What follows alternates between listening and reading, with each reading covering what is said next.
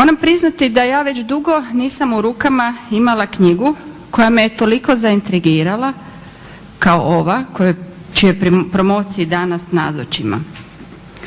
Naime, razmišljala sam sljedeće: kad vas stručni rukopis, kao što je ova knjiga, sadržajem izvan domene vaše osnovne djelatnosti, evo moja djelatnost je obiteljsko pravo, kada se ona zaintrigira kao jedan roman i ne možete stati čitati je, to znači da je to dokaz da je knjiga polučila uspjeh.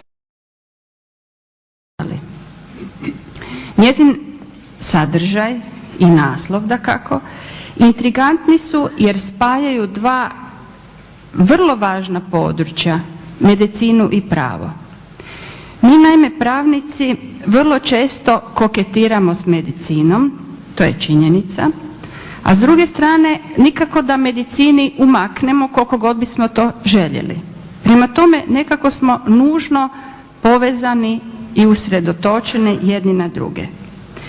To je razlog, dakle ova veza medicine i prava, što ovu knjigu smatram dodatno izuzetnom i vrijednom, jer je povezala ovako dva raznorodna područja kao što su medicina i pravo.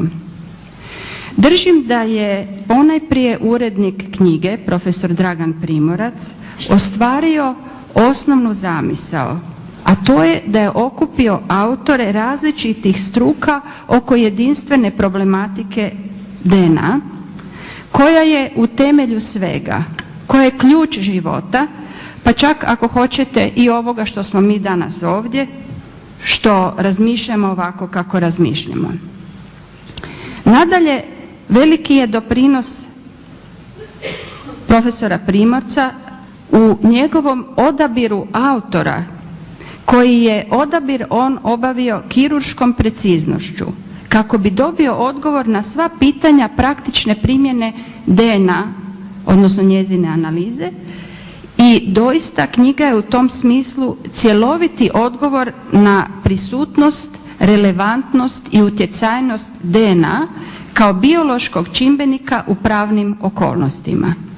Ja bih se samo kratko osvrnula na poglavlje kojem sam ja bila recenzent, a to je o značenju DNA vještačenja u sporovima o podrijetlu djeteta. Autorica ovog poglavlja, gospođa Tihana Pivac, daje odličan prikaz zakonskih obiteljsko-pravnih odredaba o podrijetlu djeteta od majke i oca i potom se usredotočuje na ključni dio, na dokazni postupak u čijem je središtu danas DNA vještačenje i njegovo značenje u utvrđivanju biološke veze stranaka u postupku. Podcrtala bih njezinu konstataciju kako je, citiram, značenje metode analize DNA u postupcima utvrđivanja majčinstva i očinstva nezaobilazan i često odlučan dokaz. I isto tako, dalje navodim, možemo zaključiti da je definitivno i nedvojbeno primjena znanstvene metode analize DNA u medicinskim vještačenjima u postupcima utvrđivanja i osporavanja majčinstva i očinstva trajan napredak efikasnosti dokaznog postupka u ovim sporovima.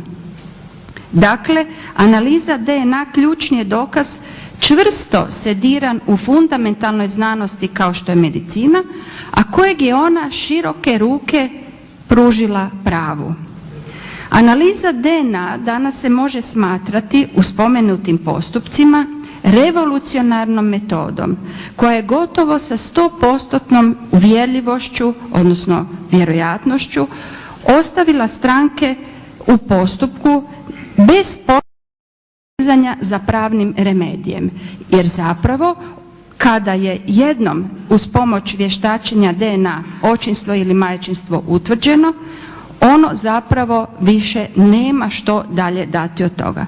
Dakle, ona, to jest ta analiza DNA u bitnome skraćuje sudski postupak i ne ostavlja više mogućnost neizvjesnosti. Ja bih rekla da je DNA susret sa stvarnošću i par excellence, onakav kakav bi svaki dao ima da bi okončao i razriješio svoj predmet.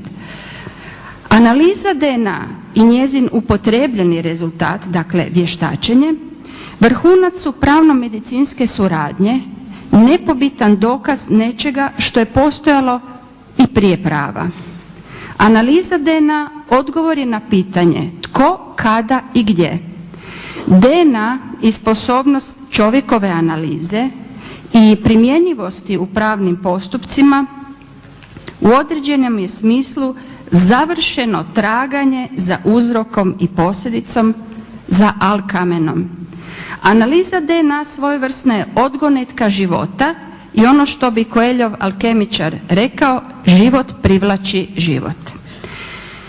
Vraćajući se na kraju ovoj vrijednoj knjizi u kojoj svako poglavlje ima svoju posebnu vrijednost, precizne informacije, znanja i trajnog zapisa, nameće se zaključak da nijedan sudac koji sudi u sporovima o podrijetlu djeteta ne bi smio ostati zakinut za informacije koje predočuje upravo poglavlje gospođe Pivac.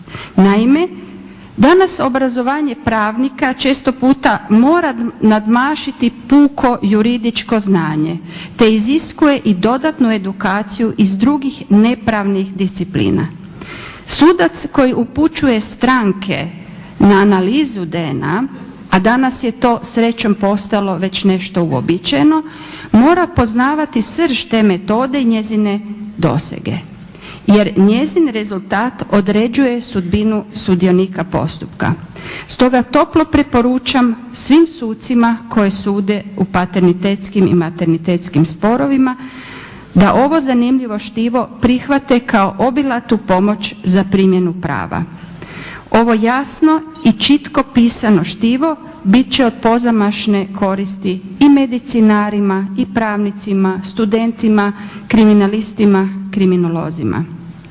Ona je, rekla bih, nezaobilazna poduka o ulozi, značenju i relevantnosti DNA u pravnom životu. Hvala lijepa.